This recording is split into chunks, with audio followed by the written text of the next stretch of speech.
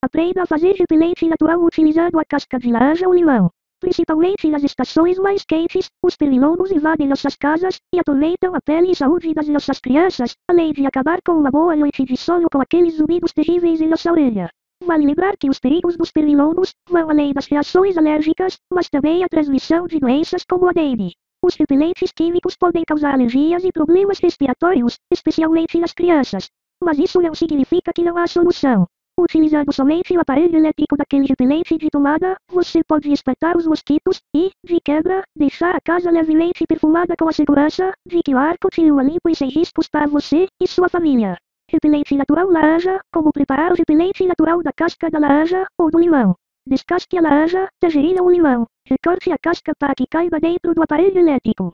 Coloque o aparelho elétrico na tomada e, em breve, começará a exalar um suave perfume que agrada os humanos e animais domésticos ao mesmo tempo que espantam os indesejáveis mosquitos e pernilongos. Após 6 horas de uso, com a troca da casca sempre que esta ficar ressecada, os pernilongos já estarão longe. Repelente natural. Como funciona?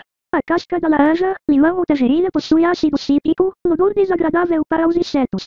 Ao aquecer a casca dessas frutas, o ácido cítrico é liberado no ambiente, espantando os mosquitos e pernilongos. Dica: não mantenha o aparelho na tomada quando não houver um adulto ou responsável em casa por risco de incêndio. O tempo de troca da casca varia muito, tente deixar o aparelho à vista nos primeiros dias de uso, para observar o tempo de troca.